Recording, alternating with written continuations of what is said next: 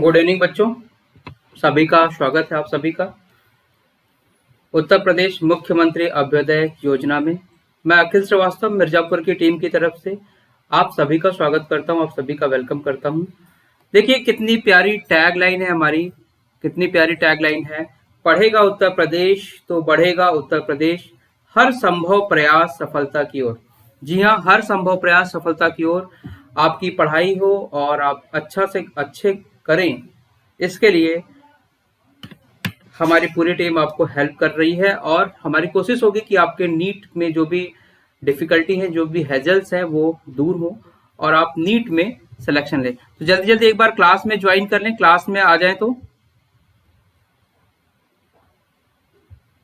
एक बार आप लोग क्लास में आ जाएं, क्लास ज्वाइन कर लें तो मैं क्लास स्टार्ट करूं। प्रखर, शिवपूजन, निखिल, निकिता, शुभी, सुहासिनी, वैष्णवी, आलोक, रवि।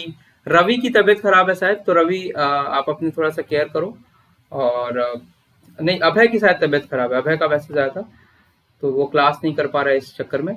तो देखिए आप लोग अपनी पढ़ाई शुरू कर दीजिए, क्योंकि अभी आपको पता है कि आपके बोर्ड के एग्जाम थोड़े से कैंसिल हुए हैं, तो अब तो आपके पास पूरा टाइम है जो आप अपने नीट में दे सकें।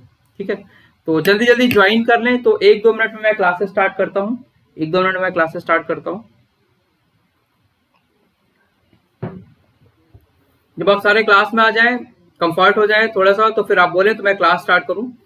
देखिए अब थोड़ा ज्यादा पढ़ना है आपको, क्योंकि नीट की भी डेट, संभावित डेट मेरे ख्याल से अगस्त में आ रही है, एग्जाम की डेट आ रही है। तो थोड़े से आप एक्टिव भी हो जाइए। प्रखर, शिवपूजन, है ना, आदित्य, काफी चीजें हैं आपकी लाइफ में, बहुत सी चीजें कर रहे हैं इस समय, और इस समय अपनी पढ़ाई को भी आप कर रहे हैं, इसलिए आप सभी को थोड़ा सा अपने स्वास्थ्य के साथ साथ अपनी पढ़ाई को भी फोकस करना होगा। तो चलिए हम लोग स्टार्ट करते हैं। लास्ट क्लास में मैंने, अच्छा जरा मैसेज करके बताइए कि लास्ट क्लास में हम लोगों ने क्या किया था। लास्ट क्लास में क्या हमने लुईस डॉट स्ट्रक्चर पढ़ा था? क्या हमने लुईस डॉट स्ट्रक्चर बताया था? और लुईस डॉट स्ट्रक्चर में आपने single central atom, double central atom, more than 2 central atom, ये सारा पढ़ा दिया था मैंने, ये सारा पढ़ा दिया था। तो ये चीजें हो गई थी, लास्ट क्लास में डिस्कस भी हो गया था। मेरे ख्याल से सुहासिनी का एक मैसेज आया था, अभी मेरे पास मोबाइल नहीं है, तो सुहासिनी ने शायद कुछ पूछा था, तो इसको बताता हूं मैं। एक मैं आपके कुछ एक्सेप्शन है स्ट्रक्चर के, वो भी थोड़ा सा मैं बताऊंगा, और इतने स्ट्रक्चर पढ़ लीजिएगा, मेरे ख्याल से इसके बाद आपको जरूरत नहीं पड़ेगी और भी लुईस डॉट स्ट्रक्चर को बनाने के लिए। ठीक है,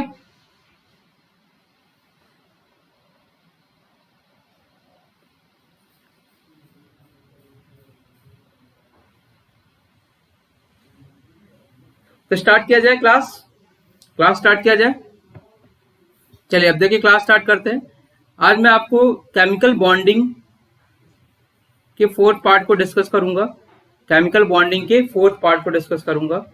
और जैसा कि आप सभी को पता है, कुछ बेसिक चीजें तो मैंने केमिकल बॉन्डिंग में आपको बता दी है। अब हम उसके थोड़े से आगे वाले पार्ट में की बात करेंगे, और अब से जो लेक्चर होगा, आज वाला या इसके बाद वाला, ये सारे बड़े इंपॉर्टेंट हैं और इससे डायरेक्ट क्वेश्चन आपके नीट में आते हैं। कम से कम 3 क्वेश्चन आपके इस चैप्टर से आएगा, जिसमें जो अभी मैं बता रहा हूं वो डेफिनेटली आने के चांस है। तो मैं आपको चीजें बता दे रहा हूं, कुछ चीजें होंगी जिसको आपको राइट डाउन करना है, राइट लिख लीजिएगा। जरूरी नहीं कि सारी चीजें लिखनी है, तो इस चीज को फोकस रखिएगा। और आपको जैसे मेरा नाम पता ही है, अखिल श्रीवास्तव, मेरा नाम अखिल श्रीवास्तव है। और आज मैं आपको केमिकल बॉन्डिंग के कुछ नए पार्ट की बात करता हूं। उससे पहले मैं आपको कुछ स्ट्रक्चर दे दूं। क्या कुछ स्ट्रक्चर दे दूं? लुईस डॉट स्ट्रक्चर, जैसे एक स्ट्रक्चर लिख लीजिए, S4O6 माइनस का 2 चार्ज, S4O6 माइनस का 2 चार्ज। इसमें आपको एक से ज्यादा सेंट्रल एटम मिल रहा है, एक से ज्यादा सेंट्रल एटम मिल रहा है, लेकिन एक से ज्यादा सेंट्रल एटम मिलने के बाद भी आप लोग इसमें साइक्लिक स्ट्रक्चर नहीं ले जाएंगे, साइक्लिक स्ट्रक्चर नहीं ले जाएंगे, ये ध्यान रखिएगा। उसका एक रीजन है। पहले आप लोग एक बार ड्रॉ करने की कोशिश कीजिए, फिर मैं आपको रीजन के साथ इसे एक्सप्लेन कर देता हूं। और आपके लिए थोड़ा सा ये काफी हेल्पफुल होगा कि आप इस चैप्टर को चीजों को पढ़ते हुए चीजों को करें। ठीक है, जरा करिए। तो स्ट्रक्चर कैसा बनेगा जरा बताइएगा मुझे। चलिए अब देखिए इसके स्ट्रक्चर की मैं बात कर ले रहा हूँ। स्ट्रक्चर की बात कर लें क्या, एक बार स्ट्रक्चर की बात कर लें क्या। थोड़ा सा बेसिक बता रहा हूँ, बाकी आपको अगर स्ट्रक्चर का थोड़ा सा आइडिया हो तो आप लगाने की कोशिश कीजिएगा, मैं आपको हेल्प करता हूँ। ठीक है,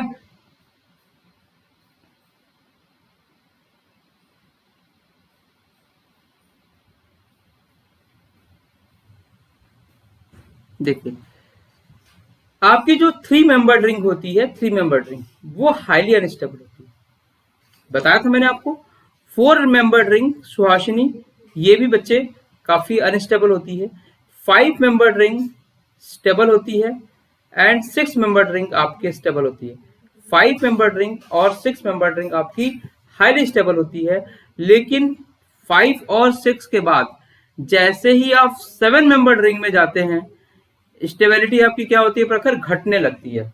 ठीक है सुहासिनी बेटा, आपकी जो स्टेबिलिटी है रिंग की वो क्या होगी, वो रिंग अनस्टेबल होता जाएगा। 7 के बाद आप अगर आप इसे 8 लेके चले जाएं, 8 लेके चले जाएं तो आपका कंपाउंड और ज्यादा अनस्टेबल हो जाएगा। 9 लेके चले जाएं, 10 लेके चले जाएं तो आपका स्ट्रक्चर हाईली अनस्टेबल होगा। तो इसका मतलब ये है, क्योंकि यहाँ पे एंगल स्ट्रेन है और यहाँ पे एंगल ज्यादा है। इसको थोड़ा सा हम हाइब्रिडाइजेशन से डिस्कस करते हैं। हाइब्रिडाइजेशन मैंने आपको अभी नहीं पढ़ाया है, इस चैप्टर में पढ़ाऊंगा मैं, इसलिए मैं यहाँ पे आपको इन चीजों को नहीं बता रहा हूँ। तो थोड़ा सा ध्यान रखिएगा, थोड़ा सा ध्यान रखिएगा। अब आपको ये लिख भी लीजिए कि जो 3 मेंबर्ड रिंग है, 4 मेंबर्ड रिंग है, हाईली अनस्टेबल है। 7 membered ring, 8 membered ring, 9 membered ring, 10 membered ring, ये भी हाईली अनस्टेबल है। आपकी जो स्टेबल रिंग होगी वो आपकी होगी 4, 6 एंड 5, यही आपके सबसे ज्यादा स्टेबल होती है। और यही रीजन है कि आपने अभी तक जो भी क्वेश्चन देखे हैं, क्या आपने 5th और 6th मेंबर वाली रिंग को ही देखा होगा। ज्यादातर क्वेश्चन आपने 5th, 6th वाला देखा होगा, कुछ क्वेश्चन आपने 3 या 7 वाला भी देखा होगा। नो डाउट मैं ये नहीं कह रहा हूं कि 3 मेंबर और 7 मेंबर नहीं देखा आपने, बट अगर आपने 100 स्ट्रक्चर देखा हो रिंग का तो 90 स्ट्रक्चर आपका 5 मेंबर रिंग या 6 मेंबर रिंग पे होगा। आपके 10 क्वेश्चन जो होंगे आपके 7 member ring, 8 member ring, 9 member ring पे जाएगा। तो ये क्या होता है, क्यों ऐसा होता है, क्योंकि ये स्टेबल होता है। ठीक, यहाँ तक समझ में आई। जिसको स्ट्रक्चर समझ आ रहा है वो ड्रॉ भी करते रहिए, और जिसको नहीं समझ में आया उससे वो जरा देख भी लीजिए। अच्छा, अब मैं यहाँ पे बात करने वाला हूं इस स्ट्रक्चर की मैं बात कर रहा हूं। यहाँ पे आप देखिए S4 है।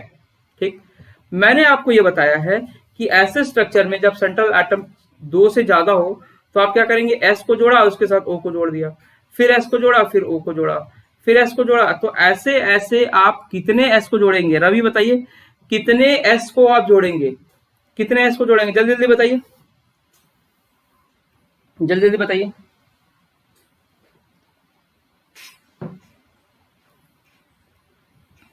क्या आप 4S को जोड़ेंगे, क्या 4S को जोड़ेंगे? और अगर 4S को जोड़ा तो क्या होगा, 4S ऑक्सीजन और हो जाएगा। तो 4S और 4O की वजह से कंपाउंड क्या होगा, अनस्टेबल होगा। इसलिए आप फास्फोरस का बनाते हैं तो वहां कुछ एक्सेप्शन है, लेकिन सल्फर का जब आप लेते हैं, जब आप उस रिंग को बड़ा करने जाते हैं, क्योंकि सल्फर की साइज भी बड़ी होती है, तो इसलिए ऐसा आप नहीं कर पाते हैं कि उसको रिंग वाले स्ट्रक्चर में लेके चले जाएं।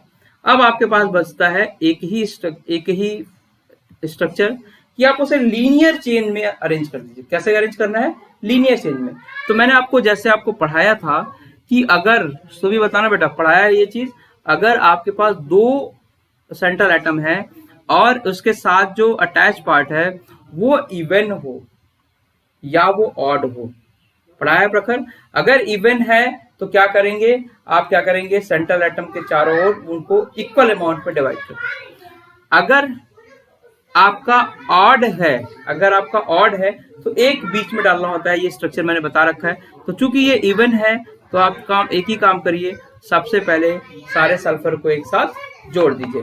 अगर आप सारे सल्फर को एक साथ जोड़ देते हैं, उसके बाद आप ऑक्सीजन को लेके जाइए और सिमेट्रिकल स्ट्रक्चर बनाने की कोशिश कीजिएगा। तीसरी चीज, सल्फर और ऑक्सीजन में सल्फर इज लेस इलेक्ट्रोनेगेटिव, तो इसे आप क्या करेंगे, as a central atom consider करेंगे। तो ये 4 हो गए, अब 6 है ना, तो देखिए 3 आप इधर लगा दीजिए और 3 इधर लगा दीजिए। ठीक है, अब आपके देखिए वैलेंसी सेटिस्फाई करना है, इसको एक माइनस ले लीजिए, इसको एक माइनस ले लीजिए। अब यहाँ पे सल्फर का ऑक्सीजन ये तो कंप्लीट है, लेकिन ऑक्सीजन का क्या है, ये कोऑर्डिनेट बॉन्ड के थ्रू जाना चाहिए। यहाँ पे डबल बॉन्ड बना दूं या कोऑर्डिनेट बना दूं तो एक ही बात है। ठीक है, डबल बॉन्ड बना दूं, कोऑर्डिनेट बना दूं तो एक ही बात है। तो ये देखिए आपका S4O6 का स्ट्रक्चर होगा। तो ध्यान से देख लीजिए, ये यहाँ पे आप साइक्लिक रिंग नहीं लेके जाएंगे, आप इसी को नॉर्मल वे से फॉलो करेंगे। चलिए स्ट्रक्चर बना लीजिए। और अगर आपका स्ट्रक्चर बन गया हो, तो इसमें बॉन्ड पेयर और लोन पेयर बता दीजिए। बॉन्ड पेयर और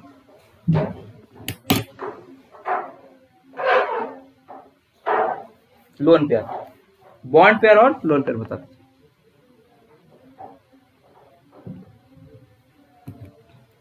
बॉन्ड पेयर और लोन पेयर बता दीजिए। चलिए देखिए, आपको अगर मैं यहाँ देखूं, यहाँ पे लिखूं तो बॉन्ड पेयर कितना हुआ, 1 2 3। अगर आप कोऑर्डिनेट के थ्रू ले जाएंगे तो आपको बताना पड़ेगा। अच्छा, मैं आपसे पूछूं कितने कोवलेंट कितने कोऑर्डिनेट, तो 1 2 3 4 कोऑर्डिनेट, बाकी सारे कोवलेंट। ठीक, अगर बॉन्ड पेयर की बात करें, 1 2 3 4 5 6 7 8 9 10 11 12 बॉन्ड पेयर हो गया। लोन पेयर क्या करिए, अब ऑक्सीजन पे भी लोन पेयर होगा और सल्फर पे भी लोन पेयर होगा।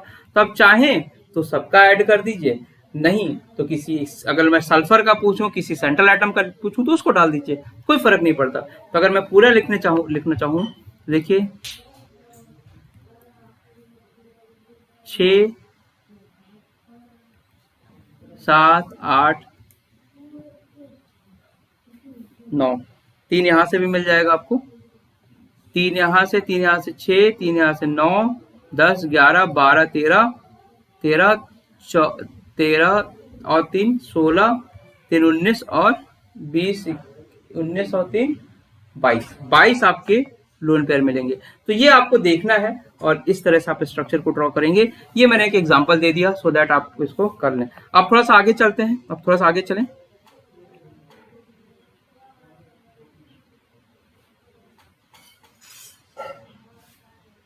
ठीक है, अब थोड़ा सा आगे चलते हैं। देखिए इसके बाद वाली जो थ्योरी है वो और इंपॉर्टेंट है, जिसका नाम होता है VSEPR theory, VSEPR।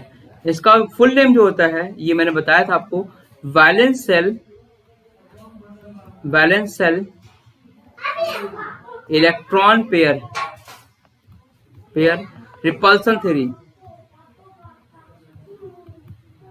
Valence shell electron pair repulsion theory, ये मैंने आपको इसके लास्ट क्लास में बताया था।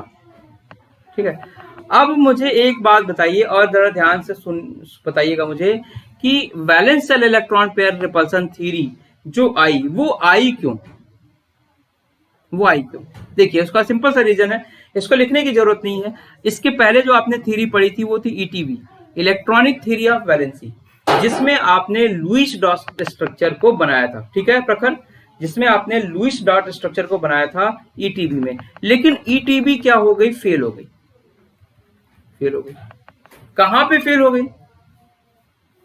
ETV फेल हो गई, ये कहां पे फेल हो गई? देखिए ETV जो है वो स्ट्रक्चर को तो बता सकता था, ये जो है ETV स्ट्रक्चर को बता देती थी, सॉरी ETV क्या थी, ऑक्टेट को फॉलो करा देती थी, मतलब ऑक्टेट सही रहता था, सब कुछ सही रहता था। लेकिन ये किसी भी कोवलेंट कंपाउंड के डायरेक्शनल नेचर को एक्सप्लेन नहीं कर पाता था। डायरेक्शनल नेचर, अगर आप लिखना चाहते हैं तो लिख लीजिएगा, it cannot explain the directional nature of a covalent compound. It cannot explain the directional nature of covalent compound. अगर डायरेक्शनल नेचर नहीं है, जैसे मैंने आपको बताया कि PCl5 का स्ट्रक्चर अगर आपको दे दिया जाए तो आप सारे PCl Cl को पी के ऐसे रख दीजिए या डिफरेंट वे से रखिए, ये इसकी बात ही नहीं करता। हाँ, लेकिन ये एक्सप्लेन करता है कि आपका जो कंपाउंड है वो स्टेबल है। क्यों? क्योंकि इस पे आपके ऑक्टेट रूल को वो फॉलो कर रहा है। ठीक है, इसलिए यहाँ पे आपको एक नए कॉन्सेप्ट की जरूरत पड़ी जिसका नाम था valence shell electron pair repulsion theory. क्यों? क्योंकि ईटीबी ने इस चीज को एक्सप्लेन नहीं किया कि कोवेलेंट कंपाउंड हमारा डायरेक्शनल नेचर क्यों होता है। क्लियर है ये बातें? क्लियर है बातें? लिखना चाहे तो आप लिख लें, आप लिखना चाहें तो इसे लिख लीजिए कि ईटीबी क्यों फेल हुई, क्योंकि ये कोवेलेंट कंपाउंड के डायरेक्शनल नेचर को एक्सप्लेन नहीं कर पा रहा है। अच्छा क्या था? क्योंकि ये स्टेबिलिटी की बात करता है, स्टेबल की बात करता है। चलिए, तो अब valence shell electron pair repulsion theory क्या कहती है, इसे पहले आप सुन लीजिए। लिखने की जरूरत नहीं है, कहीं पूछा नहीं जाएगा, लेकिन आप जानते रहिए तो आपको पता रहेगा कि क्या हमें करना है। देखिए, जैसा कि आपको पता है, अब जरा ध्यान से देखिएगा। जैसे मैं ऑक्सीजन ले लूं,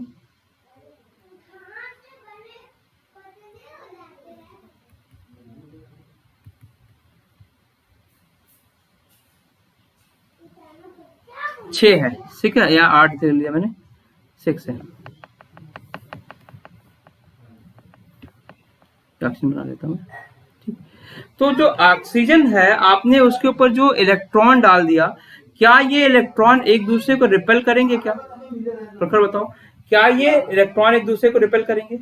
इवन अगर ये इलेक्ट्रॉन बॉन्ड भी बनाते तो भी रिपल्सन होता। अगर ये इलेक्ट्रॉन बॉन्ड भी बनाएंगे तो भी वहां पे रिपल्सन होगा। इसका मतलब वो यही कहना चाह रहा है कि जो वैलेंस सेल के इलेक्ट्रॉन पेयर हैं वो एक दूसरे को रिपेल करते हैं। ठीक है, जैसे देखिए, जैसे रवि है और आलोक है, मान लीजिए इनके आपस में नहीं बनते होंगे, तो ये अगर एक जगह जाएंगे तो एक दूसरे को रिपेल करेंगे, एक दूसरे से दूर रहने की कोशिश करेंगे। ऐसे ही इलेक्ट्रॉन जो होते हैं, जो वैलेंस सेल के इलेक्ट्रॉन होते हैं, वो एक दूसरे को रिपेल करते हैं। वो क्या करते हैं? रिपेल करते हैं। तो पहली चीज आपको क्या समझ में आई? Valence shell, valence shell electron, valence shell electron pair repel each other.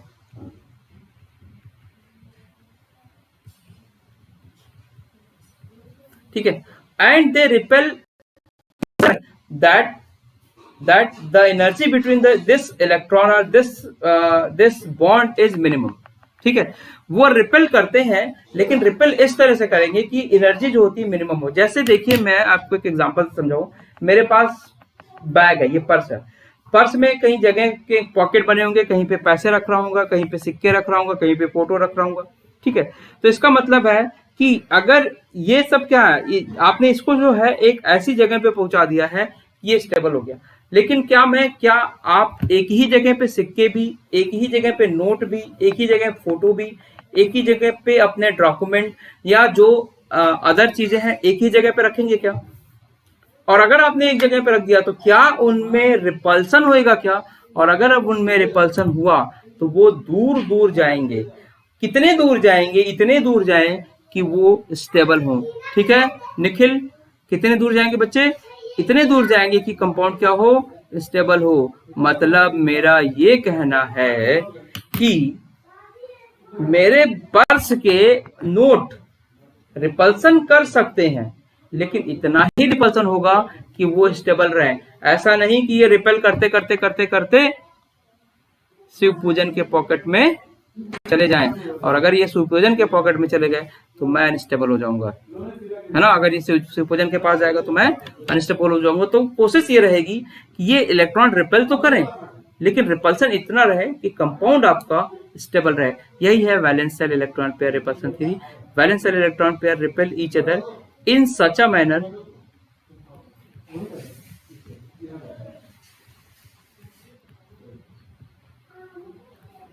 manner so that structure becomes stable।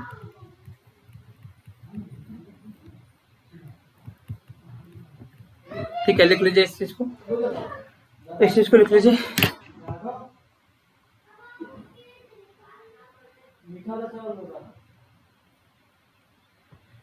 इस चीज को लिख लीजिए आप लोग, ठीक है। अब इस valence shell electron pair repulsion के अकॉर्डिंग अगर मैं रिपल्सन की बात करूं, ये इसका मेन पॉइंट है कि वैलेंस सेल के इलेक्ट्रॉन पेयर एक दूसरे को रिपल करेंगे। अगर मैं रिपल्सन की बात करूं, अच्छा अगर मैं रिपल्सन की बात करूं तो ये देखा गया है कि जो आपके लोन पेयर रिपल्सन है वो आपके bond pair lone pair repulsion से ज्यादा होंगे, और वो रिपल्सन आपका लोन पेयर से ज्यादा होगा। सॉरी, बॉन्ड पेयर से, लोन पेयर यहाँ सॉरी यहाँ पे लिखिएगा लोन पेयर यहाँ हटा देता हूँ। लोन पेयर रिपल्सन जो होता है वो bond pair lone pair repulsion से ज्यादा होगा, जो कि अगेन बॉन्ड पेयर से ज्यादा होगा, जो अगेन किससे ज्यादा होगा?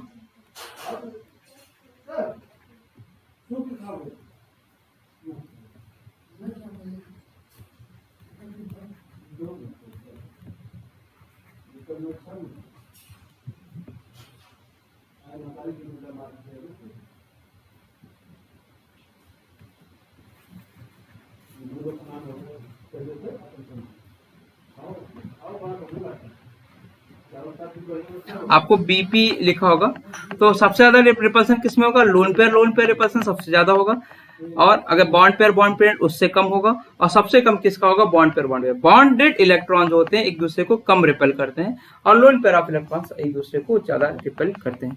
तो अब मुझे एक बात बताइए कि अगर इसके पहले मैंने क्या आपको ये सिखा रखा है कि बॉन्ड पेयर लोन पेयर क्या होता है? ये पहले सिखा रखा है। बॉन्ड पेयर कैसे बताएंगे, लोन पेयर कैसे बताएंगे, जो बॉन्डिंग में पार्टिसिपेट कर रहा है बॉन्ड पेयर, जो बॉन्डिंग में पार्टिसिपेट नहीं कर रहा है लोन पेयर, ये हम इससे क्राइटेरिया है जिससे हम बता सकें कि आपका बॉन्ड पेयर है, लोन पेयर क्या है। ठीक, अब ये बताइए, अब जरा ध्यान से सोचिए कि अगर ये बॉन्ड पेयर या लोन पेयर या बॉन्ड पेयर लोन पेयर एक दूसरे को रिपेल करना स्टार्ट करें, तो क्या मैं उसको एक डायरेक्शन दे रहा हूं?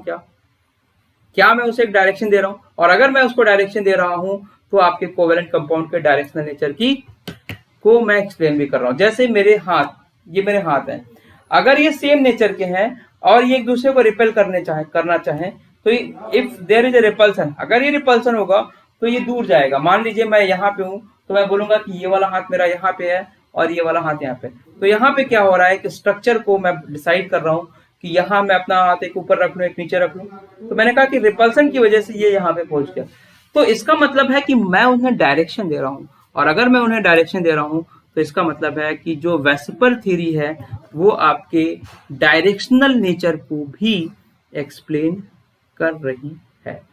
ठीक है, अब वेस्पर थ्योरी में जो valence bond, valence shell VSEPR, VSEPR theory का जो आपका जो नंबर होता है, इसको कैसे निकालते हैं बॉन्ड पेयर लोन पेयर, या इसका क्या होता है, इसको मैं एक चार्ट से समझा दूंगा, और यहीं पे मैं आपको हाइब्रिडाइजेशन का एक बेसिक कॉन्सेप्ट दे दूंगा, और वहां से आप चीजों को करेंगे।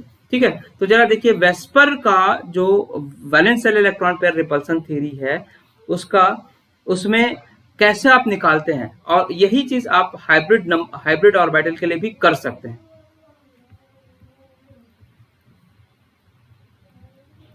ऑर्बिटल के लिए भी कर सकते हैं, जैसे हाइब्रिड ऑर्बिटल, या जैसे इसमें आपको करना क्या है, सिर्फ आपको बॉन्ड पेयर और लोन पेयर आपको ऐड करना है, सिर्फ बॉन्ड पेयर और लोन पेयर ऐड करना है।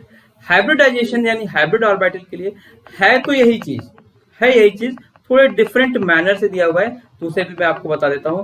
तो वेस्पर थ्योरी में कैसे करेंगे, वेस्पर नंबर निकालने के लिए बॉन्ड पेयर और लोन पेयर को ऐड कर दीजिए। जैसे मैं अगर CO2 का स्ट्रक्चर लूं तो यहाँ पे देखिए लोन पेयर जीरो है, लेकिन जो बॉन्ड पेयर है वो आपको लोन पेयर 0 और बॉन्ड पेयर क्या है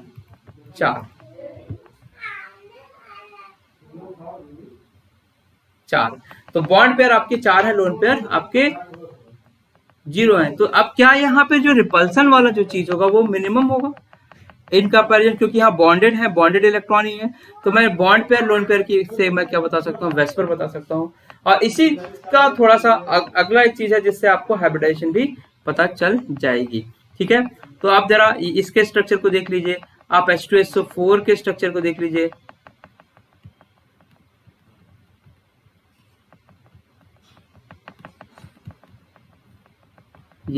ये स्ट्रक्चर H2SO4 के भी स्ट्रक्चर को देख लीजिए, तो आपको ये पता चलेगा कि जो H2SO4 का स्ट्रक्चर है वो क्या है। इसमें देखिए बॉन्ड पेयर बॉन्ड और लोन पेयर के रिपल्सन की वजह से ऐसा स्ट्रक्चर बना। अब यहाँ पे देखिए कितने बॉन्ड पेयर, 1 2 3 4 5 6 बॉन्ड पेयर है, 6 है।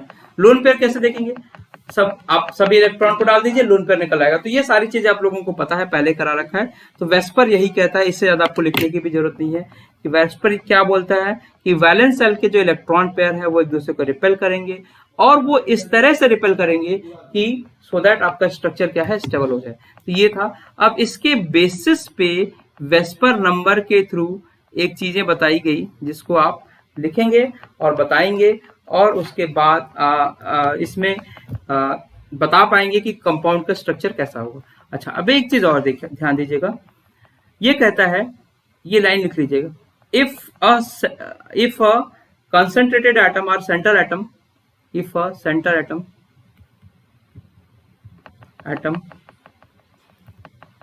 has no unpaired electron, if a central atom has no unpaired electron, this structure is known as regular structure। Regular structure, इस स्ट्रक्चर को आप क्या बोलेंगे, रेगुलर स्ट्रक्चर बोलेंगे। लेकिन अगर if a central atom has any loan pair of electron, any lone pair electron, तो उसे आप क्या बोलेंगे, डिस्टॉर्टेड स्ट्रक्चर। क्या बोलेंगे, डिस्टॉर्टेड स्ट्रक्चर। हिंदी में समझ लीजिए, रेगुलर स्ट्रक्चर का मतलब जो आपके रेगुलर पैटर्न, मतलब जहां पे कोई डिफेक्ट या ऐसी चीजें नहीं है। लेकिन आपका जो ये जो मैंने आपको बताया कि जो आपका डिस्टॉर्टेड स्ट्रक्चर होता है, वो स्ट्रक्चर क्या होता है, डिस्टर्ब स्ट्रक्चर है। वो बेसिकली क्या है, वो डिस्टर्ब स्ट्रक्चर। जैसे ये देखिए, अगर मैं इसमें कुछ चेंज कर दूं, जैसे इसको उठा के इधर तोड़ दो, इधर चिपका दूं, तो ये क्या हुआ, डिस्टर्ब स्ट्रक्चर हो गया। तो उसको बोलेंगे डिस्टॉर्टेड स्ट्रक्चर, और ऊपर वाले को क्या बोलेंगे, रेगुलर स्ट्रक्चर।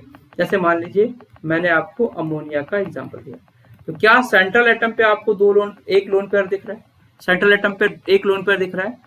क्या आपका CH4 पे कोई लोन पेयर दिख रहा है, क्या सी पे कोई लोन पेयर दिख रहा है, सेंट्रल एटम की बात कर रहा हूं, सी पे। तो ये वाला जो स्ट्रक्चर होगा वो क्या होगा, डिस्टॉर्टेड स्ट्रक्चर, और ये क्या होगा, ये रेगुलर स्ट्रक्चर होगा, ये रेगुलर स्ट्रक्चर। तो ये डिस्टॉर्टेड स्ट्रक्चर और रेगुलर स्ट्रक्चर में ये डिफरेंस है। ठीक है, डिस्टॉर्टेड स्ट्रक्चर और रेगुलर स्ट्रक्चर में ये डिफरेंस है। इसका मतलब है आपको हो सकता है कि हाइब्रिडाइजेशन सेम आ जाए, लेकिन आपका जो स्ट्रक्चर है वो चेंज हो जाएगा। जैसे अगर मैं आपको एक्सप्लेन करने की कोशिश करूं तो आप इसे समझिए, सभी ह्यूमन बीइंग का जो फेस है, जो सभी ह्यूमन बीइंग जो दिखते हैं वो लगभग एक है, वो लगभग एक है। जैसे उनके 2 आंख है, 2 नाक है, 2 हाथ है, 2 पैर है, दिमाग है, ये सारी चीजें आपको दिखेंगी अगर वो ह्यूमन है तो। लेकिन अगर मान लीजिए वो लायन, यानी कि वो अगर एनिमल है, तो दोनों चीजें डिफरेंट दिखेंगी। ठीक, लेकिन क्या आप एक नेपाल का या जापान का लोग है, इंडिया का लोग है और यूके का लोग है, क्या आप तीनों को डिफ्रेंशिएट कर सकते हैं? क्या उसे डिफ्रेंशिएट कर सकते हैं? अगर आप डिफ्रेंशिएट कर सकते हैं तो आपको ये क्लियर हो गया होगा कि डिस्टॉर्टेड स्ट्रक्चर और रेगुलर स्ट्रक्चर में क्या है, मेन है चीजें हैं।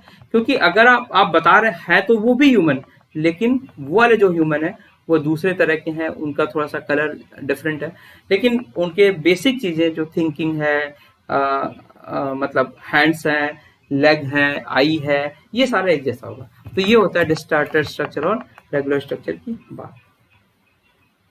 एक चीज मैं आपको और बता देना चाहूंगा, हालांकि ये वेस्पर का तो नहीं है, ये इसके बाद वाला जो कॉन्सेप्ट है हाइब्रिडाइजेशन का है। इस तो नॉर्मल बुक में इसके हाइब्रिडाइजेशन वाला कॉन्सेप्ट इसके बाद मिलेगा, इसी को वो पहले बताया गया। बट पहले मैं चाहूंगा कि आप पहले हाइब्रिडाइजेशन भी सीख लीजिए, क्योंकि इसके साथ ही साथ आपका क्या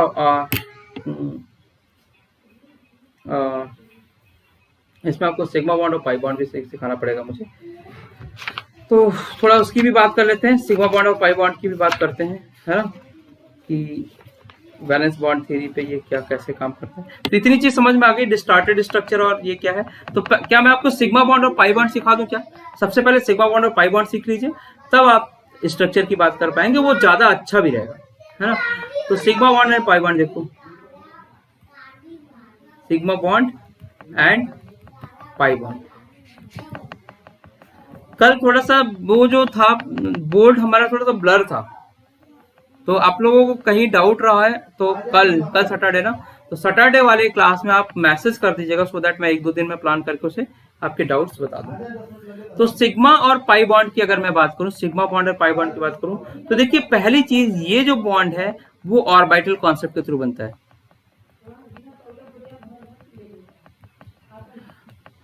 अगर आप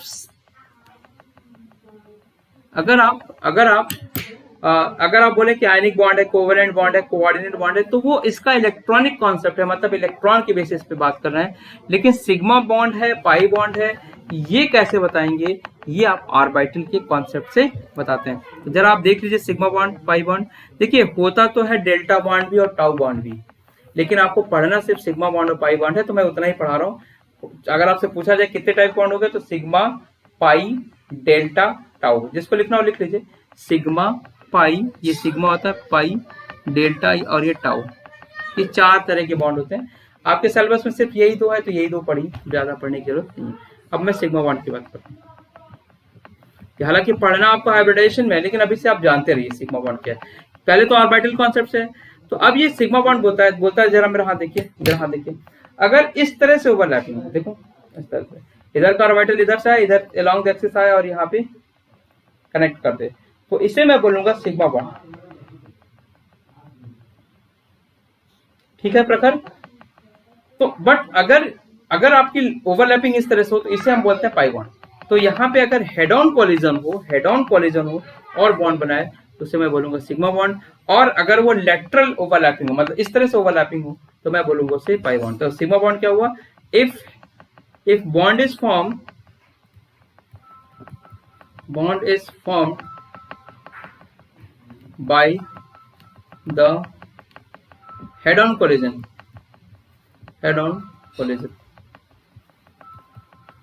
हिंदी वाले समझ लीजिए। हेड ऑन कोलिजन मतलब होता है ऐसे, जैसे आपका सर पकड़ लें और एक दूसरे लड़के का सर पकड़ लें, दोनों को लड़ा दिया जाए, तो ये हेड ऑन कोलिजन। ठीक, अगर ऐसे करके जाएंगे तो ये अपने सर को उसके सर से लड़ा है, तो ये हेड ऑन कोलिजन हुआ। तो इस तरह से अगर बॉन्ड बन जाए, तो bond is formed by the head on collision of orbital. Orbital के हेड ऑन कोलिजन से बनेगा, ऐसा नहीं कि इलेक्ट्रॉन से बनेगा, तो that bond is known as sigma bond. A bond is formed by the head on collision of the orbital, so that bond is known as sigma bond. Same way से अगर मैं पाई बॉन्ड की बात करूं,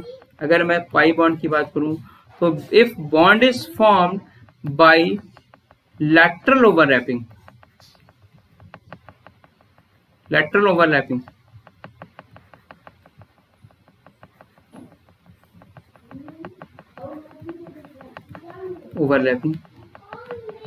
of orbital. A bond is formed by the lateral overlapping of the orbital, so that type of bond is known as pi bond. ये difference है आपका sigma bond और पाई बॉन्ड में। अब यहाँ थोड़ा सा देख लेते हैं हम लोग। देखिए सिग्मा बॉन्ड कहाँ कैसे बनेगा, ध्यान से देखिएगा। सारे क्वेश्चन आपके नीट वाले हैं पार्ट, तो सभी कुछ आ सकता है। जैसे मैंने आपको बताया रेगुलर स्ट्रक्चर और डिस्टॉर्टेड स्ट्रक्चर, इस पे भी नीट ने क्वेश्चन पूछा है। 2 स्ट्रक्चर दे दिया, बोला कौन सा ये डिस्टॉर्टेड है, नाम दे दिया, अगर आपको जज करना है कि डिस्टॉर्टेड है या रेगुलर है। ठीक है, तो सिग्मा बॉन्ड की बात कर लेते हैं थोड़ा सा। आपको क्या करना है, हेड ऑन कोलिजन हो। तो मान लीजिए एस ऑर्बिटल का शेप आपको पता है, एस होता है स्फेरिकल। स्फेरिकल शेप से अगर पी ऐसे ओवरलैप करे, मतलब उसके हेड ऑन जाए, तो हम यहाँ पे जो हाइब्रिड ऑर्बिटल बनेगा वो बनेगा ऐसा, ये एस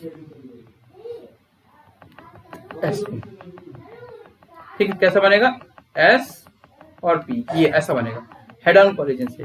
तो यहाँ पे कितने बनेंगे, यहाँ पे 2 sp बनेंगे, यहाँ पे 2 sp बनेंगे। ऐसा नहीं कि एक S और एक P लिया, एक और S एक और P लीजिए, 2 को मिलाई तो बनेगा 2 ही, ऐसा नहीं कि एक ही बनेगा, एक दोनों मर्ज हो गया तो बनता 2 है। आप यहाँ रिप्रेजेंट एक ही करते हैं, तो आप समझ लीजिए आपने sp बनाया। अब अगर आपने sp बताया तो इसका जो शेप होगा, इसका जो कोलिजन होगा वो कैसे होगा, हेड ऑन कोलिजन। और हेड ऑन कोलिजन है तो कैसा जाएगा, इस तरह से। अगर मैं इन द सेम वे, अगर मैं यहाँ पे एक P ले लूं और इसको इस तरह से दूसरे P को इसके साथ अटैच कराऊं तो ये क्या होगा,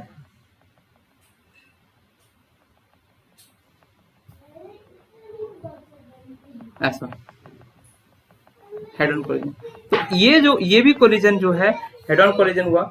यहाँ पे चूंकि दोनों ही P और P है तो ये जो ऑर्बिटल होगा PP ऑर्बिटल, ठीक है, ये P मतलब P ऑर्बिटल है और ये क्या है, S और P है। तो ये दोनों में क्या हो रहा है, सिग्मा बॉन्ड हो रहा है और सिग्मा इस तरह से बनता है।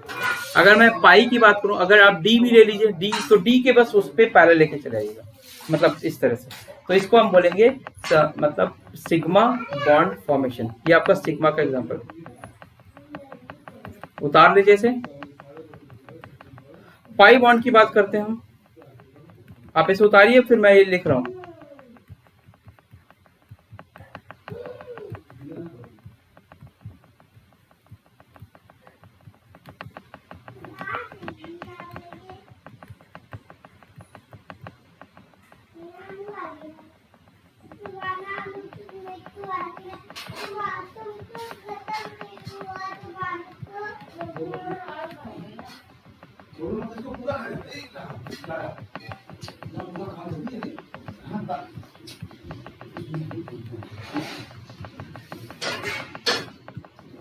ठीक है, तो अभी आपका अगर बॉन्ड बने लेटरल ओवरलैपिंग से, मतलब ऐसा देखिए, ऐसा ये कोलिजन करने चाहिए, तो आप क्या बोलेंगे, पाई बॉन्ड।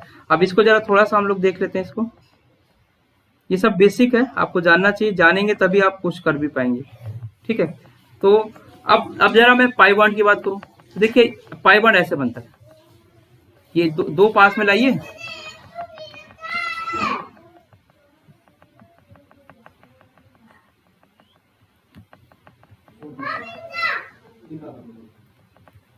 तो ये आपका पाई है, लेटरल ओवरलैपिंग कर रहा है। देखिए ऐसे करता अगर P तो वो क्या होता है, सिग्मा बॉन्ड होता है। ये आपका पाई बॉन्ड है। अब यहाँ ओवरलैपिंग होती है, देखिए इस तरह से इसमें घुस जाता है, ऐसे बीच में यहाँ जो होता है गैपिंग होती है, ऐसा नहीं होता कि ऐसा एकदम घुस जाता है। यहाँ स्ट्रक्चर क्लियर नहीं बन पाया है तो आप थोड़ा सा इसे देख लीजिएगा। ये आपका, और जहाँ पे मर्ज होते हैं, ये आपका ओवरलैपिंग वाला ऑर्बिटल, तो ये आपका पाई ऑर्बिटल है। इन द सेम वे साथ साथ बनाते भी रहिएगा आप लोग। जैसे ये P और ये D है, ये भी अगर ऐसे ऐसे मिले तो हम इसे बोलेंगे क्या होगा, ये PD, DP या PD जो भी ऑर्बिटल है उसका नाम आप रखना चाहें तो ये ऐसे आ जाएगा, ये ऐसे आ जाएगा, इधर वाला इससे जुड़ जाएगा।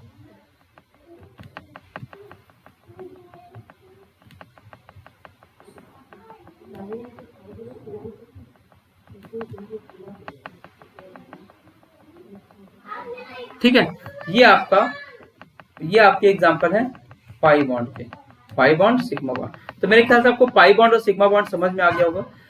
तो जो आपका S और P में जो बॉन्ड बनेगा, मान लीजिए S और P में जो बॉन्ड बनेगा वो आपका हमेशा सिग्मा बॉन्ड होगा, क्योंकि S तो देखो S क्या होता है, स्फेरिकल होता है। P चाहे इधर से घुसे, चाहे इधर से घुसे, चाहे इधर से घुसे, चाहे इधर से घुसे, चाहे इधर से घुसे, उसको तो एक्सियल ही डायरेक्शन में मिलेगा ना, किसी एक्सिस के डायरेक्शन में ही मिलेगा, यानी हेड ऑन कोलिजन ही कर रहा है।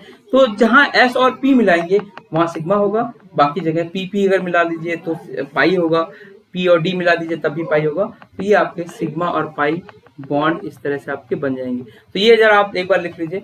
एक बार जेई एडवांस में क्वेश्चन आया था इसी से रिलेटेड 2-3 साल पहले, तो अभी मैं उसकी बात नहीं कर रहा हूँ, बट आपके सिलेबस में जितनी चीजें हैं वो सारी चीजों को बता देता हूँ। थोड़ा टाइम मिलता है तो उन चीजों को भी डिस्कस कर लेते हैं। तो सिग्मा बॉन्ड और पाई बॉन्ड आपको समझ में आ गया। अच्छा, अब एक चीज और ध्यान रखिए, अब एग्जाम में आप सिग्मा बॉन्ड और पाई बॉन्ड को बताने के लिए जरूरी नहीं है कि आप सिग्मा बॉन्ड पाई बॉन्ड बताएंगे कैसे, तो ये एक लाइन लिख लीजिए, ये लाइन बड़ी इंपॉर्टेंट है। एक लाइन लिख लीजिए कि सिग्मा बॉन्ड कहाँ बनेगा, सिग्मा बॉन्ड कहाँ बनेगा, प्रखर, निखिल, सिग्मा बॉन्ड कहाँ बनेगा, जहां पे हेड ऑन कोलिजन हो। तो जहां पे भी आप अगर सिंगल बॉन्ड देखिए, वन बॉन्ड देखिए, तो वहां पे हमेशा सिग्मा बॉन्ड बनेगा। जहां पे भी एक ही बॉन्ड हो वहां पे सिग्मा बनेगा। और अगर जहां पे दो बॉन्ड हो तो यहाँ पे सिग्मा बनेगा, और यहाँ पे एक सिग्मा प्लस एक पाई, ये बॉन्ड बनेगा। मतलब एक सिग्मा बना दीजिए, एक पाई, एक सिग्मा एक पाई। जहां पे आपका ट्रिपल बॉन्ड हो, तीन बॉन्ड हो, तो आप क्या करेंगे, एक सिग्मा दो पाई, ये बनता है। मतलब एक सिग्मा बॉन्ड, एक बॉन्ड हो तो एक सिग्मा, दो बॉन्ड हो तो एक सिग्मा एक पाई, तीन बॉन्ड हो तो एक सिग्मा और दो पाई, चार बॉन्ड होता ही नहीं। तो ये बड़ा इंपॉर्टेंट चीज है आपको नंबर ऑफ सिग्मा बॉन्ड और पाई बॉन्ड को बताने के लिए। तो जैसे मैं आपसे एक स्ट्रक्चर दे रहा हूं,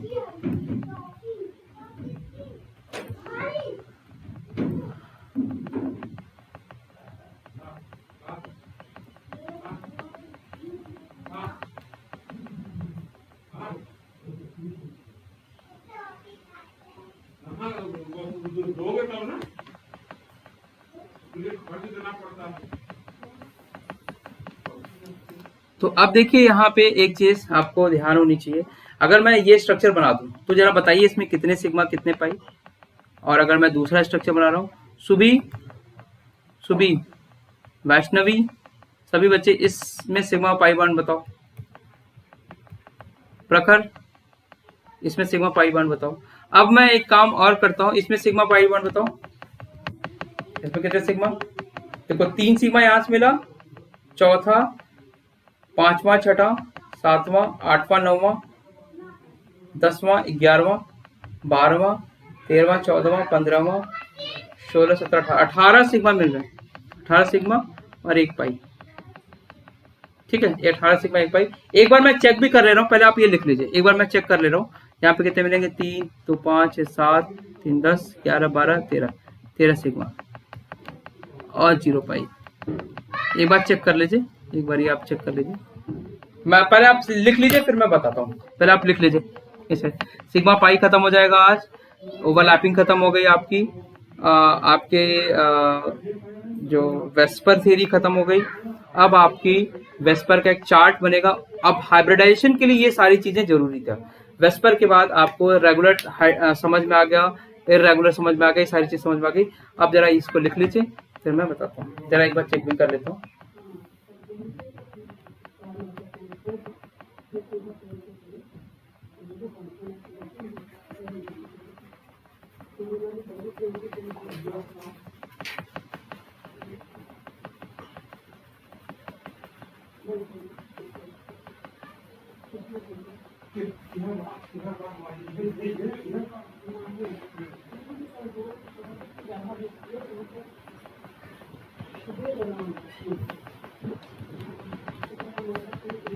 चलो अब बता दूं इसको, देखो इसको जब भी आप सिग्मा पाई ऐड करना तो सारा बॉन्ड ऐसे बना देना, सारा बॉन्ड ऐसे तीन ऐसे ओपन करके बना दो।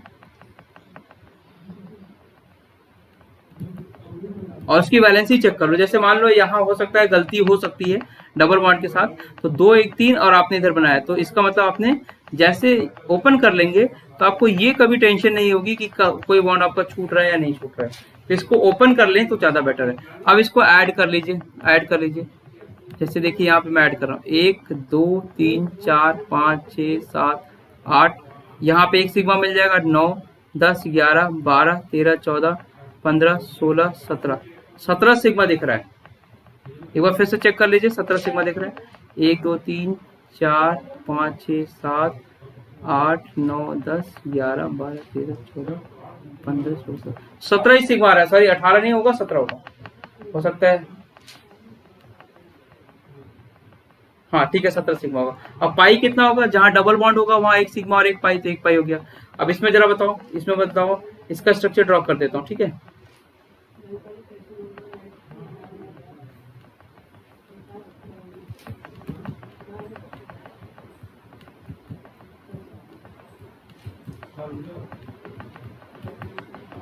ठीक है। ये अब जरा इसमें देखो, इसको ऐड करो, ऐड करो।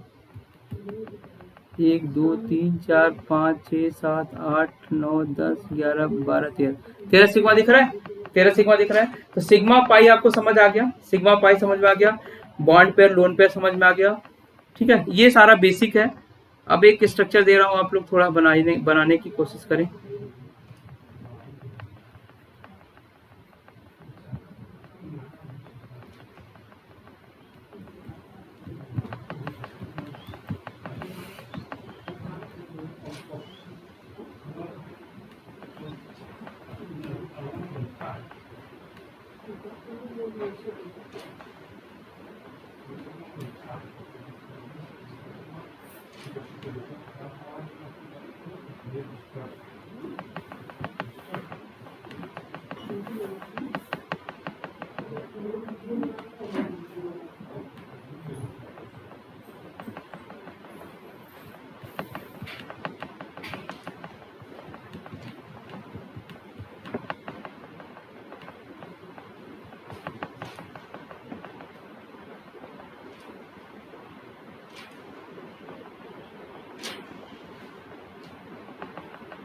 ये एक बार ये वाला स्ट्रक्चर बनाइए। तो एक बार ये वाला स्ट्रक्चर बनाइए।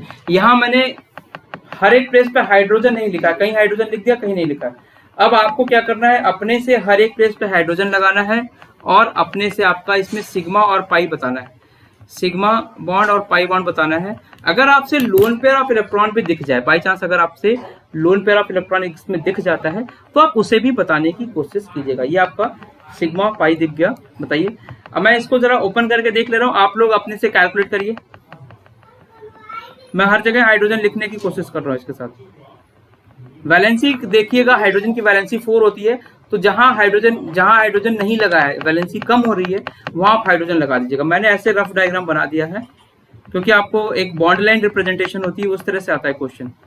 अभी मैं बता रहा हूं।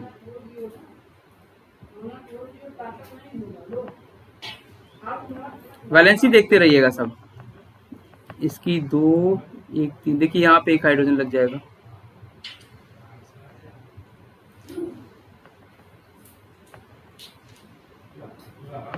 एक 2 3,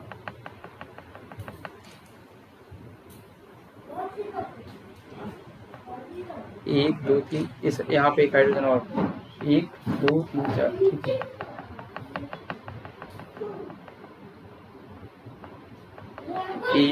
इसके लिए 1 2 3 4।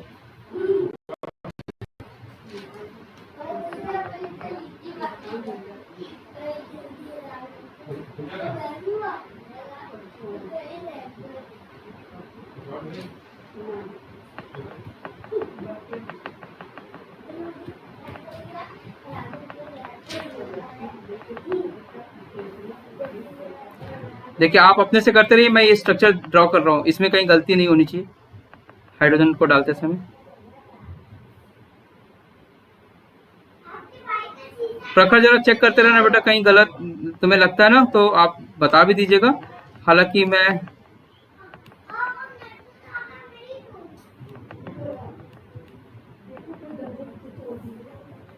ठीक है, ये मेरे ख्याल से स्ट्रक्चर बना। अब इसमें जरा सिग्मा बॉन्ड और पाई बॉन्ड बताइए, सारा जोड़ जोड़ के सिग्मा बॉन्ड और पाई बॉन्ड बताइए। एक बार सभी कार्बन की वैलेंसी चेक कर लीजिए कि वही है या अलग है। वैलेंसी चेक कर लीजिए, यहाँ पे देखिए, देखिए शायद यहाँ पे भी होगा, यहाँ मैंने नहीं डाला। जहां आपने गलती की तो गड़बड़ हो जाएगा। देखो यहाँ पे 4 हाइड्रोजन होता है, तो 1 2 3, हाँ नहीं,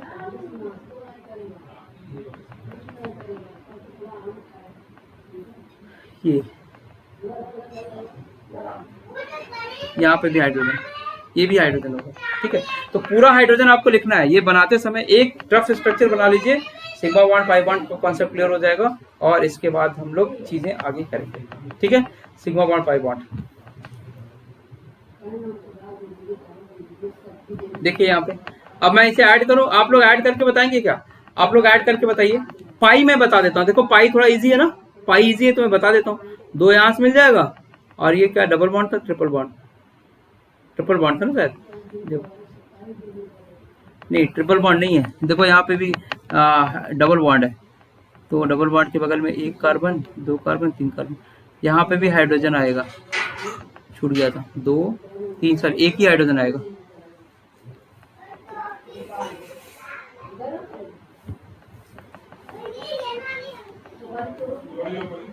देखो दो तीन चार, देखो ये,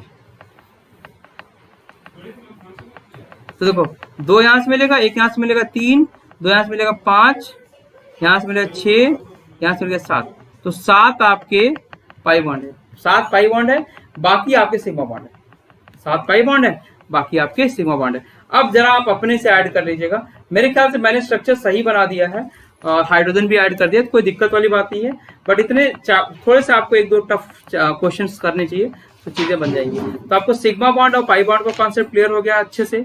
आपको सिग्मा बॉन्ड पाई बॉन्ड के बाद ये समझ में आ गया कि ओवरलैपिंग कैसे होगी, आप सिग्मा बॉन्ड पाई बॉन्ड की नंबरिंग कर सकते हैं, loan pair of electron, bond pair of electron कैसे होता है, किसमें रिपल्सन ज्यादा होता है, ये सारी चीजें आप देख लेंगे, कर लेंगे, इतनी चीज कर लेंगे आप लोग। तो मैं आपको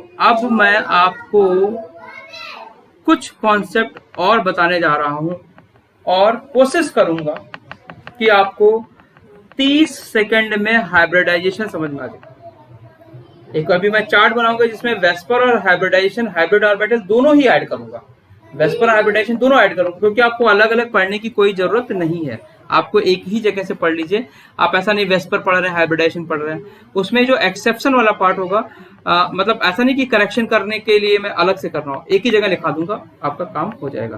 तो सिग्मा बॉन्ड पाई बॉन्ड आपको समझ आ गया। अब आपको समझना है हाइब्रिड ऑर्बिटल, हाइब्रिड ऑर्बिटल समझ लीजिए पहले।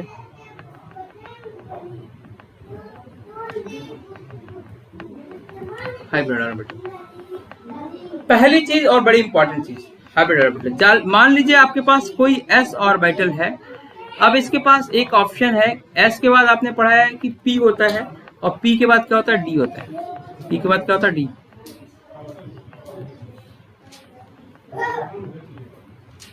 d हो गया, d के बाद क्या होगा, f होगा, s होगा, फिर p होगा, फिर d होगा, फिर f होगा। तो अब मुझे एक बात बताओ, अगर एक s का ऑर्बिटल और एक p का ऑर्बिटल ओवरलैप कर जाए, एक s का ऑर्बिटल एक p का ऑर्बिटल ओवरलैप कर जाए, तो इस हाइब्रिड ऑर्बिटल को क्या बोलेंगे, sp हाइब्रिड ऑर्बिटल।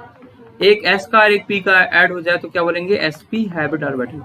एक s का और दो p का ऐड हो जाए, अच्छा ऐसा नहीं होता है कि हाइब्रिड ऑर्बिटल में क्या करते हैं कि p ही ऐड हो रहा है, ऐसा नहीं होता है कभी, s के साथ p, p के साथ d, ऐसा कुछ हो सकता है। ऐसा भी नहीं होगा कि s के साथ d आ जाए, ऐसा नहीं है कि s के साथ d होता नहीं है, एक्सेप्शन होता है, लेकिन वो जो कॉन्सेप्ट है आप मास्टर डिग्री में है, यहाँ वो है नहीं। तो आप बस उतनी चीज समझिए कि s के साथ अगर दो p आ गए तो हाइब्रिड ऑर्बिटल क्या होगा, sp2। s के साथ तीन ऑर्बिटल आ गए, ये दोनों भी और ये तीनों, तो इसका क्या हाइब्रिड ऑर्बिटल क्या होगा, sp3। जो हाइब्रिड ऑर्बिटल होगा बच्चों वही आपका हाइब्रिडाइजेशन होगा, जो हाइब्रिड ऑर्बिटल होगा वही हाइब्रिड ऑर्बिटल होगा। अब यहां से देखो, अगर एक s को ले लो, तीन p को ले लो और एक d को ले लो, तो हाइब्रिडाइजेशन क्या होगा, या हाइब्रिड ऑर्बिटल क्या होगा, sp3d, तीन p, एक s और एक d। अब मैं थोड़ा इसको और आगे ले जाऊं, मान लो दो p ले लूं, दो d ले लूं p के साथ, sp3d2, फिर sp3d3, इस तरह से आपका नंबर ऑफ हाइब्रिड ऑर्बिटल मिल जाएगा, sp, sp2, sp3, sp3d, sp3d2, sp3d3, और इतने ही टाइप के आपके हाइब्रिडाइजेशन भी होते हैं, एक दो तीन,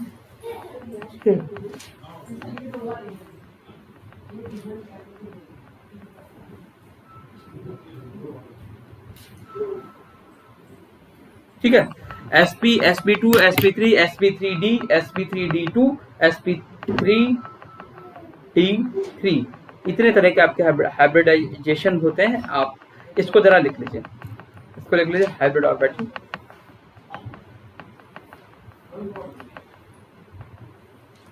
ठीक है, अब मैं आपको हाइब्रिडाइजेशन सिखाने जा रहा हूं, अब मैं आपको हाइब्रिडाइजेशन सिखाने जा रहा हूं, ध्यान से सुनिएगा और आपके 30 सेकंड बन जाएंगे। हाइब्रिडाइजेशन का मैं डेफिनेशन कल बताऊंगा, इस हाइब्रिडाइजेशन को कल पूरा फिर से आपको बता दूंगा कैसे है, लेकिन आप थोड़ा सा प्रैक्टिस करिएगा, आपके जो प्रीवियस ईयर के क्वेश्चन है वो भी फटाफट बन जाएंगे। तो देखिए करना क्या है, नंबर ऑफ, एक फॉर्मूला लिख लीजिएगा, नंबर ऑफ हाइब्रिड ऑर्बिटल जिसके थ्रू आप हाइब्रिडाइजेशन निकालेंगे, जिसके थ्रू आप हाइब्रिडाइजेशन निकालेंगे वो होता है number of sigma bond plus lone pair of electron. Number of hybrid orbital के लिए नंबर ऑफ सिग्मा बॉन्ड होता है, पाई बॉन्ड कभी भी हाइब्रिडाइजेशन में पार्टिसिपेट नहीं करता। अगर आप लिखना चाहें तो लिख लें पाई बॉन्ड, ये क्वेश्चन भी आया हुआ है, never participate in hybridisation. Pi bond never participate in the hybridisation. तो नंबर ऑफ हाइब्रिड ऑर्बिटल क्या होगा, आप एक ही फॉर्मूला याद रखिएगा, नंबर ऑफ हाइब्रिड ऑर्बिटल मतलब sigma bond plus lone pair of electron. इतना कर लीजिए आपका हाइब्रिड ऑर्बिटल आ जाएगा, और अगर हाइब्रिड ऑर्बिटल आ गया तो आपका हाइब्रिडाइजेशन भी क्लियर हो जाएगा। एक दो एग्जांपल मैं लिखता हूं, और एक दो एग्जांपल लिखने के बाद मैं आपको थोड़ा सा और एक्सप्लेन करता हूँ। देखो अगर मैं CH4 का स्ट्रक्चर बनाऊं, अब CH4 का स्ट्रक्चर कैसे बनेगा, लुईस डॉट स्ट्रक्चर पहले बता रखा है, तो लुईस डॉट स्ट्रक्चर को एक बार पढ़ लीजिएगा, कोशिश कीजिएगा। आज भी मैंने आपको लुईस डॉट स्ट्रक्चर पे क्वेश्चन दिया है। तो यहाँ पे देखिए हाइब्रिड ऑर्बिटल कैसे निकालेंगे, 1 2 3 4, 4 सिग्मा है। क्या इसमें लोन पेयर है, क्या लोन पेयर है, क्या 0 लोन पेयर है। तो 4 सिग्मा है और 0 लोन पेयर है, मतलब कि 4 ऑर्बिटल पार्टिसिपेट कर रहा था, मतलब कि 4 ऑर्बिटल पार्टिसिपेट कर रहा था। कौन सा 4, 1 s और 3 p, 1 s और 3 p। तो इसका मतलब यह हुआ कि इसके साथ जो हाइब्रिडाइजेशन हुआ वो sp3 हुआ, sp3। अब मैं एक एग्जांपल और ले ले रहा हूं, एक दो एग्जांपल देखो, कितने सिग्मा और कितने लोन पेयर, कितने सिग्मा और कितने लोन पेयर, 3 सिग्मा और 1 लोन पेयर है, 3 सिग्मा और 1 लोन पेयर। तो क्या अभी भी वैल्यू तो ऑर्बिटल, हाइब्रिड ऑर्बिटल की वैल्यू तो अभी भी 4 हुई, तो हाइब्रिड ऑर्बिटल की वैल्यू क्या हुई, 4 हुई, 4 हाइब्रिड ऑर्बिटल। तो हाइब्रिडाइजेशन क्या होगी, sp3, हाइब्रिडाइजेशन sp3 होगी, लेकिन ये रेगुलर ज्योमेट्री है और ये डिस्टॉर्टेड ज्योमेट्री है। तो हाइब्रिडाइजेशन सेम हो सकती है बट ज्योमेट्री डिफरेंट हो सकती है, कि आपका रेगुलर ज्योमेट्री और डिस्टॉर्टेड स्ट्रक्चर। अगर मैं एक एग्जांपल और दे दूं H2O का, तो इसमें जरा सिग्मा और पाई ऐड कर दीजिए, दो सिग्मा और सॉरी सिग्मा पाई नहीं, सिग्मा और लोन पेयर ऑफ इलेक्ट्रॉन, यही देखना ना आपको, सिग्मा और लोन पेयर ऑफ इलेक्ट्रॉन, यहाँ फॉर्मूला लिखा है ना मैंने, sigma bond and loan pair of electron. चलो देखो यहाँ, तो अब देखो यहाँ पे 2 लोन पेयर ऑफ इलेक्ट्रॉन है और 2 सिग्मा बॉन्ड है, 2 सिग्मा बॉन्ड। अभी भी हाइब्रिड ऑर्बिटल कितने हुए, 4। अगर 4 है तो हाइब्रिडाइजेशन क्या होगी, sp3। sp3 हाइब्रिडाइजेशन हुई, लेकिन sp3 हाइब्रिडाइजेशन हुई, लेकिन स्ट्रक्चर इसका क्या होगा, डिस्टॉर्टेड। अब एक्चुअल क्या स्ट्रक्चर होगा, जैसे से V से बोलते हैं, ऊपर टेट्राहेड्रल बोलते हैं, ये मैं आपको, या NH3 को पिरामिडल बोलते हैं, CH4 को टेट्राहेड्रल बोलते हैं, ये मैं आपको अगली क्लास में, नेक्स्ट की क्लास में मैं आपको जरूर डिस्कस करूंगा। आप लोग इसको बहुत ही ध्यान से देखिएगा, इवन आप लास्ट के 2-3 चीजें जो हैं उन्हें आप जरूर देखिएगा। मैं आपको कोशिश करता हूं, आपने अगर छूट गया हो कोई पार्ट तो उसे आप प्लीज लिख लीजिए, बड़ी इंपॉर्टेंट चीज है। पहले तो ये लिख लीजिए, ये देख लो दोनों line, number of hybrid orbital equals to number of sigma bond plus lone pair of electron, और पाई बॉन्ड को कभी भी आप हाइब्रिडाइजेशन पार्टिसिपेट नहीं करते। और एक ये हाइब्रिड ऑर्बिटल को कैसे निकालेंगे, एक s एक p तो sp, एक s 2p तो sp sp2, और एक s और 3p तो sp3 बोलूंगा मैं, इन द सेम वे।